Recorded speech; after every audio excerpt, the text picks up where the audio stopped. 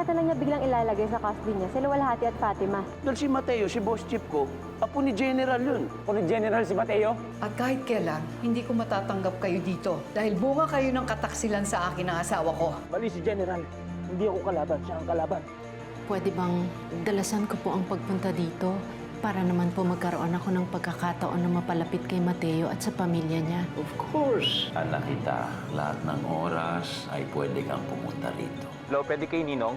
May impormasyon ako tungkol kay General Aragon. General, Mateo, may mga pulis. Dali mo ang pamilya mo sa itaas, doon sa isang kwarto noon. Dali. Ano ba nangyayari dito? Hinahanap nila si Rolhati at si Fatima. At sinabi ko, wala sila rito. May tinatago po ba kayong aswang dito?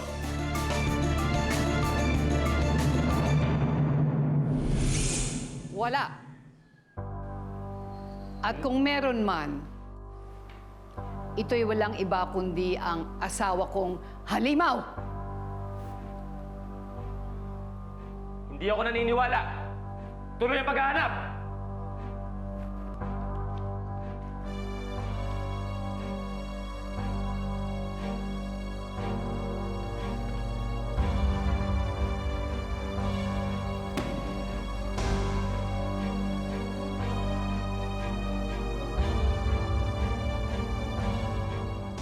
Ano?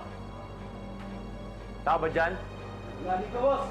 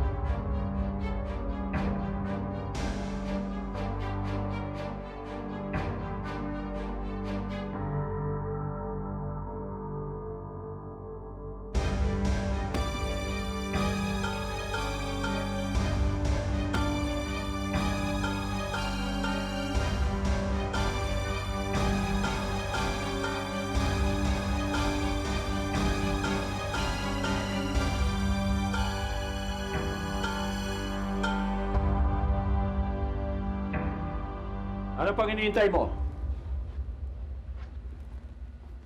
Magsalita ang pinto. Hindi magsasalita yan, pipi yan. Ang tigas ng ulo mo, Tolentino. Wala na sila rito.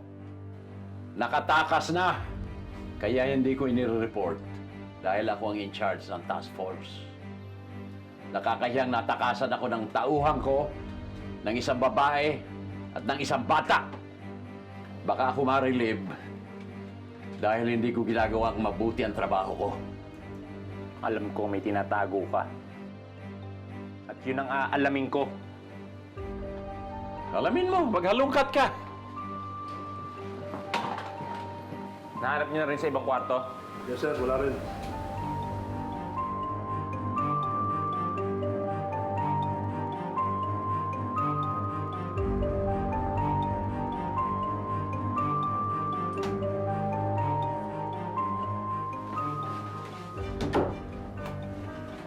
Mateo, tumakas na kayo. Diyan kayo sa bintana magdaan. Ito pa, kailanganin mo ito. Si Offie, palagay ko hindi pa niya kaya. Bayaan mo na maiwan dito. Kami na bahala. Lakad na. Salamat, Lolo.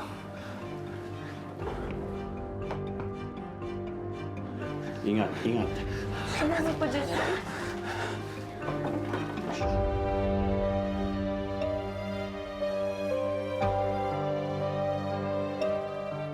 Sir, nakalugog na namin yung buong bahay pero wala kami nakita.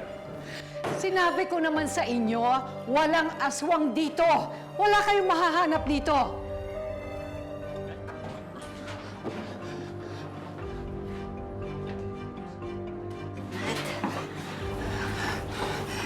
ligtas ka rito pero kami hindi. Kailangan na namin umalis. Mag-iingat kayo. Kailangan namin umalis. Mag-ingat ka.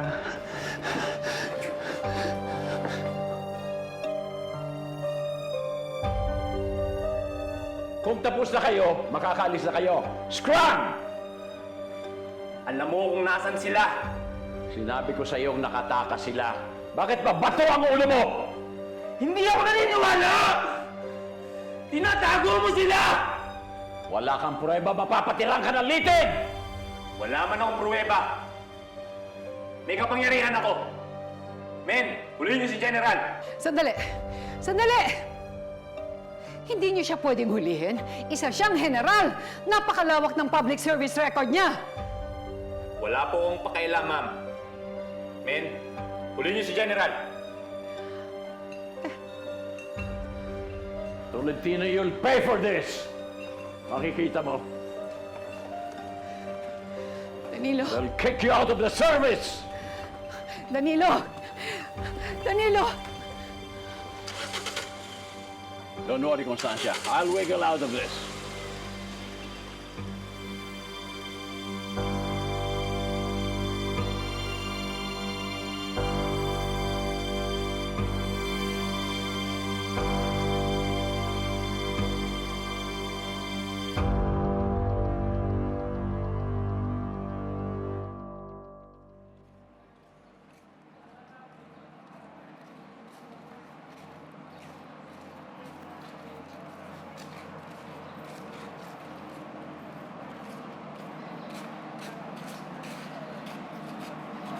Oh, Fatima, ayos ka lang ba?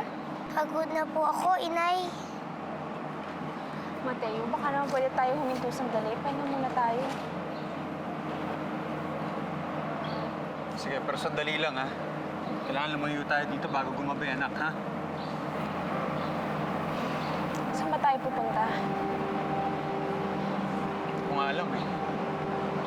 Hindi ko alam kung saan kayo pwede dalhin, naligtas kayo. Lahat, hinahanap tayo. Polis, aswang. Pero tay, hindi niyo naman po hahayaan na kunin nila kami, di ba? Pangako yan, anak. Hindi ako papayag na kunin nila kayo sa akin.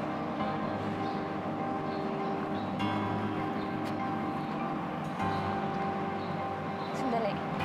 Alam mo kung saan tayo pwede magtago.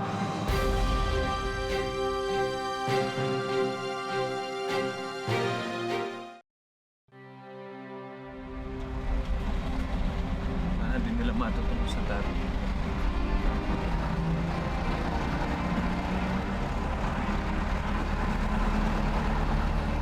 Pagod ka na. Bakit mo naman tanda? Pahinga ka na. Ako magbabantay sa'yo. Pag-iisip mo, nandun na tayo.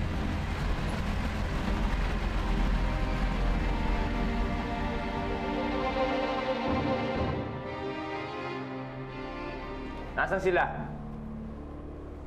Hindi ba sinabi ko na sa iyong tumakas sila? Kaya hindi ko na alam kung nasaan sila, Tolentino. Sinabi na sa'yo hindi ako Tolentino. OIC ako dito. OIC Tolentino itawag mo sa akin. OIC Tolentino. Tatawagin kitang OIC Tolentino kung karapat-dapat ka nang tawagin. Dahil sa ngayon, self-appointed ka lang. Usurpation of authority. Sir, tama na, sir. Nasaan ba talaga sila? Ha? Drop dead.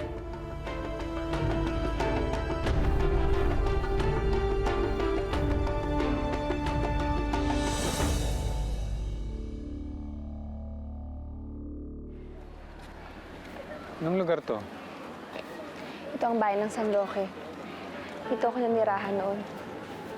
Sigurado ka bang ligtas tayo rito? Teka. Marami ka na naman lalaban eh. Ale, mukhang malapit na yan ah. Oo, kabuwanan ko ni. Mabuti hindi kayo natatakot.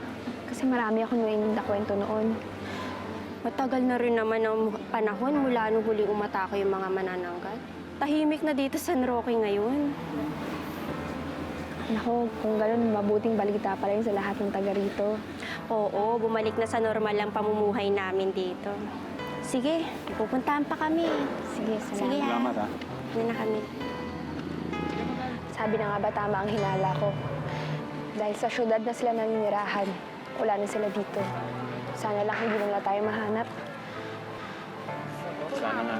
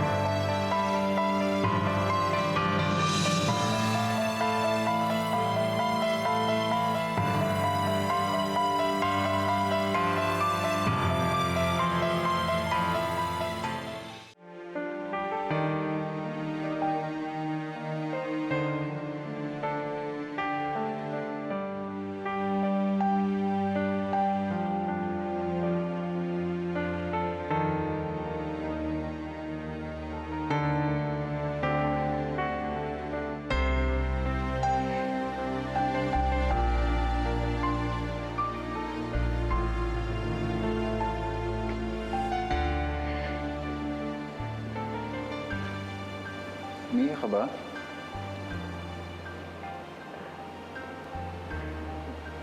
Sinong pinagdadasal mo? Naalala mo yung kinikwento ko sa yung tumulong sa akin, si Anton. Sa bahay niya kami nanirahan noon bago ko ipanganak si Fatima. Doon po ako pinanganak. Oo, Fatima.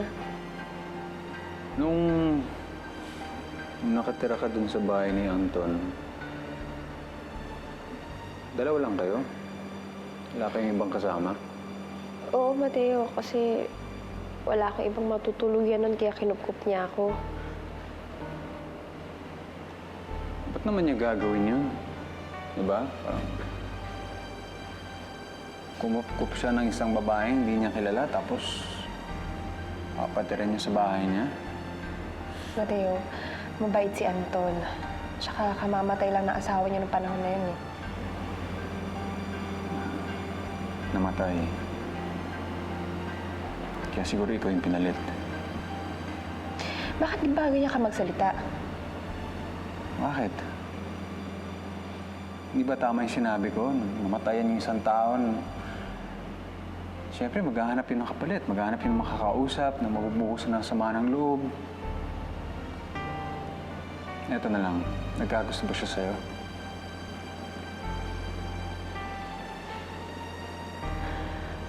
Oo. Mahal niya ako.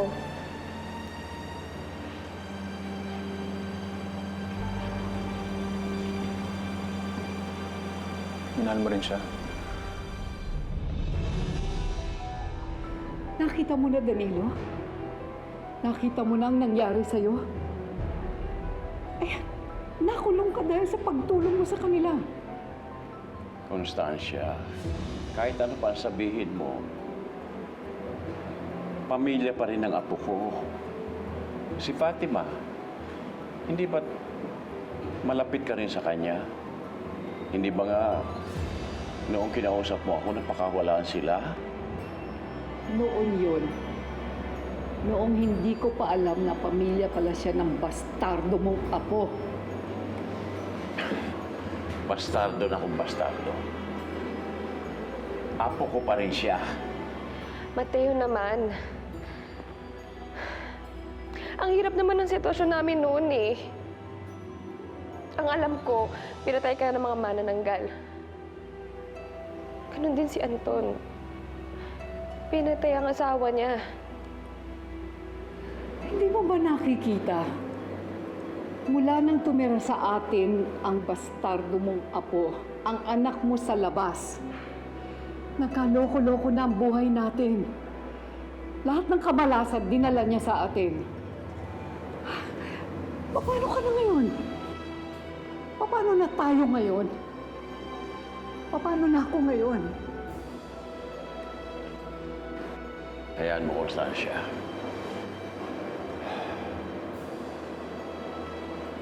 Kakausapin ko ang higher ups. Magagawa ko ng paraan ito.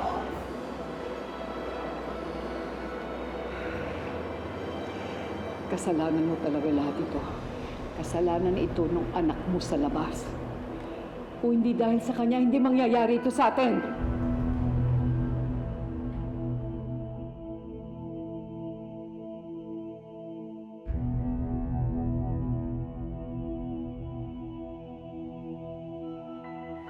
Sige. Anong ginawa niyo sa bahay niya? Nag-usap? Nag-iyakan sa balikat ng isa't isa? Nagkahulugan ng loob?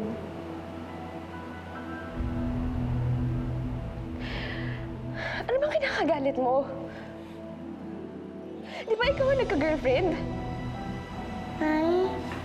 Tay, nag-aaway po ba kayo?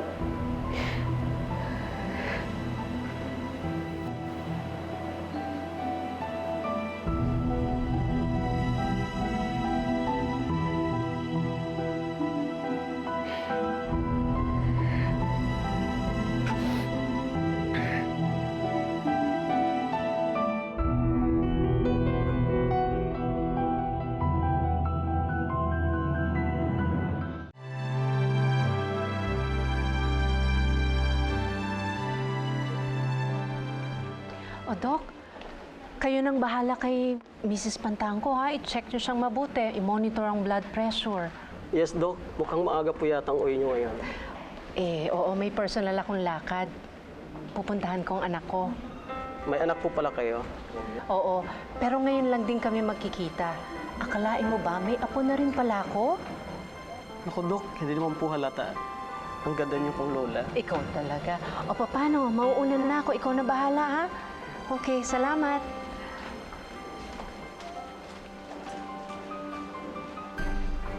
Nurse, pakilakasan nga. Nasa kustodiya na ng isang special branch ng kapulisan na humaharap sa mga aswang si Director General Danilo Aragon. Sa ngayon ay wala pang malinaw na sitwasyon kung bakit hinuli si Director Aragon. Pero may bali-balita na dahil ito sa pagbaliktad niya at pagkampi sa kabilang panig. Diyos ko, hinuli nila si General. Ano na kaya nangyari kila Mateo?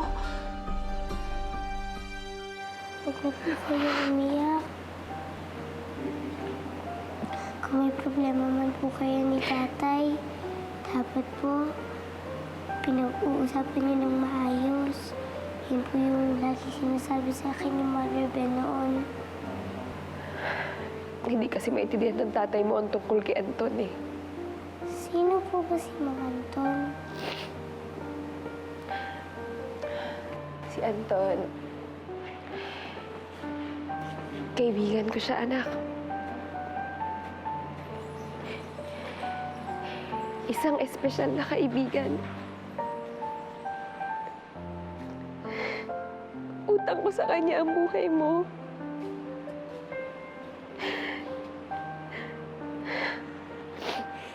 Niligtas ka niya at pinotektahan.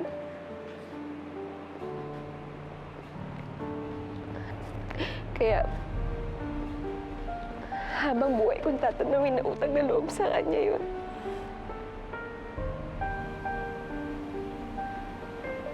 Mahal niyo po ba si Mang Anton?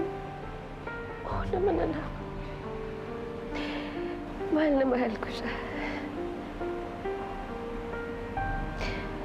Pero bilang isang kaibigan, bilang isang kapatid, parang ikaw, kay Angel. Iba naman ang tatay mo. Siya ang asawa ko. Siya ang unang pagtibok ng puso ko. Paglaki mo, maintindihan mo lahat ng sinasabi ko.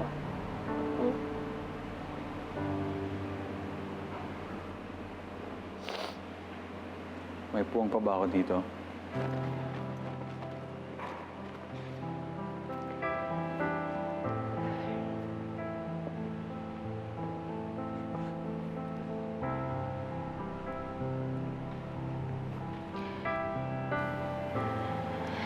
Noon pa man, hanggang ngayon, wala namang ibang naging laman ng puso ko.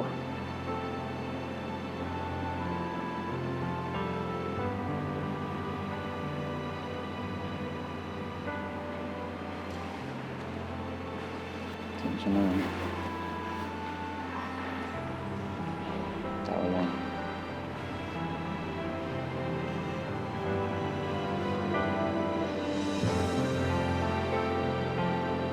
Yay! Pati na sila. Mahal na mahal kita. Mahal na mahal.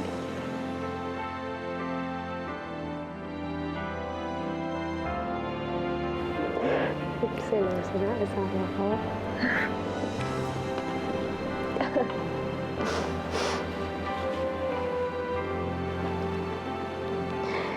Dito tayo magsisimula ng bagong buhay. Tayong tatlo. Pati po si Angel. Siyempre kasama si Angel. Nasaan na nga pala si Angel? Ano? Dito lang yun, ha? Po si Angel. Dali lang, hanapin ko siya, ha? Angel?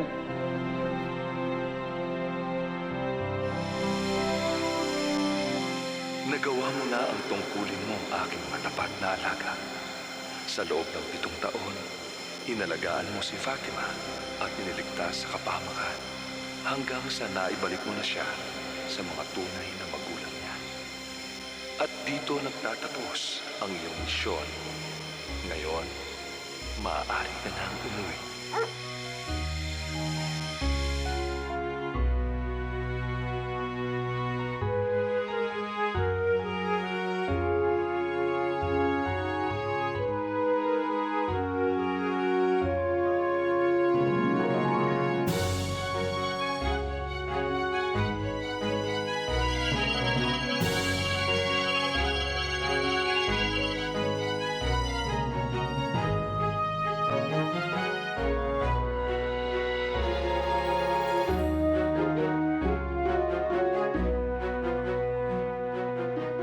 Uy, tignan niyo, oh. May aso. Ang sabi ng nanay ko, may aso daw talaga si San Roque. Kaya nga lang nawala. Ninakaw yata. Baka ibinalik na. Siguro.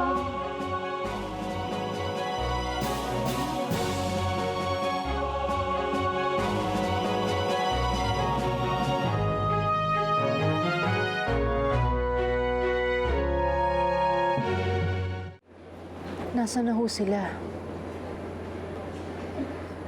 Hindi ko alam. Pero ang alam ko, maaring ligtas naman na sila. Kasi nakatakas sila nung dumating si Robert. Baka malamang nagtatago na sila ngayon. Diyos ko naman, Aling Ophie. Hindi na ho ba matatapos ang problema natin? Sa tuwing may nalulutas tayo, meron namang dumadating na bago. Anong ginagawa ng babaeng yan dito?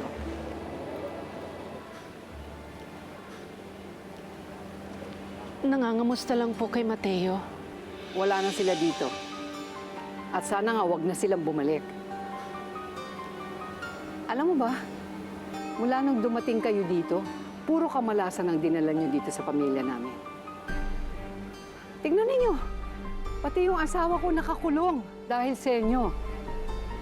Yung mga peste sa buhay ko. Kaya siguro mabuti pa lumayas na kayo rito. Malis na kayo rito! Alis na. Ikaw, malis ka na rito. Aling Ophie. Malis na kayo, malis na kayo! Alis!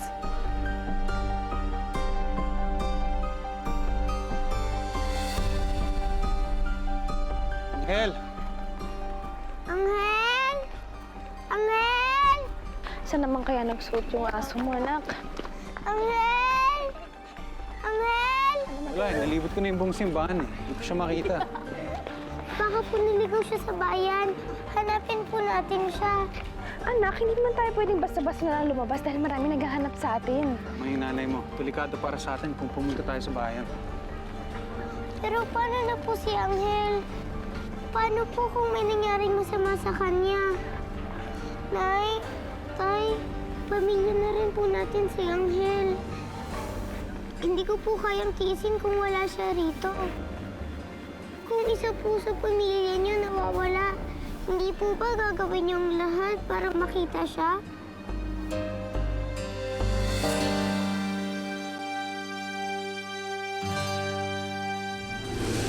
Mga taong ito, pagbigay alam ninyo kaagad sa task force at nakasalalay ang buhay ng sangkatauhan dito. Sila ba yung mga aswang na pinagahanap sa TV? Hindi sila aswang, Father. Tao sila katulad natin. Bukas ang tahanan ng Diyos para sa lahat ng nananalig sa Kanya. Tatawagan ko si Kapitan. Inamin ko, nakaisa sila. Pero ito ang tandaan mo. Lilipulin natin sila. Ubusin natin ang mga tao. Hindi po tayo pwede umalis. Hindi pa po natin natatagpuan si Angel. Ang statwa, nandiliwanag. Kap, salamat dumating kayo, Kap. Baba mo yung itak mo. Ibigay mo na sa mga taong pamilya mo, Iyo. Dahil kung hindi, alam mo na ako para saan ito.